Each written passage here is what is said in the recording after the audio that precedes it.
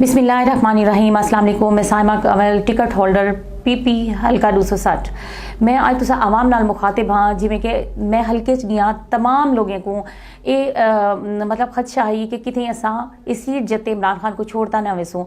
असारे ते रजीम चेंज तो बाद जो मुश्किलात हैं, जो शैलिंग थी जो 25 मई को 14 मार्च को उनदे विच असा इमरान खान दे ढाल बांटते खड़े रह गए। 9 मई तो बाद असा हर मुश्किलात का सामना करते इमरान खान का साथ दिते से, लेकिन चूंकि हल्के दी आवाम जड़ी है वह भी तसली चाहती और क्यादत को भी मैं ही चीज़ यकीन दिवाना चाहसा कि मैं ये कुरान पाक ते हाथ रखते हलफ गिनती पिया कि मैं सिर्फ इमरान खान की नुमाइंदा हाँ। तो हल्के दे असल उम्मीदवार खुद इमरान खान ने। इमरान खान को वोट देना है, इमरान खान को कामयाब कराना है। बाकी मेरे कने ये सीट इमरान खान की अमानत है। इमरान खान ने मेरे उत्ते एतमाद किए, उनका एतमाद का ढेर शुक्रिया। मैं भी तुसा जी वर्कर हम, लेकिन आज तो 9 महीने पहले मेरे दिल में भी वह खदशात हैं जेडे तुहारे दिल च हैं। मेरे को ही गल की खुशी है कि मेरे हल्के के लोगों के खदशात हैं, क्योंकि वो इमरान खान नाल मुहब्बत करते हैं। इंशाअल्लाह मिलजुल के इमरान खान को कामयाब करे सूँ।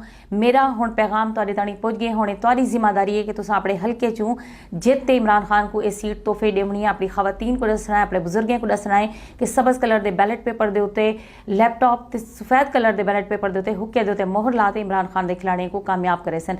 अल्लाह ताला तुहाडा साडा हामी नासिर थिवे।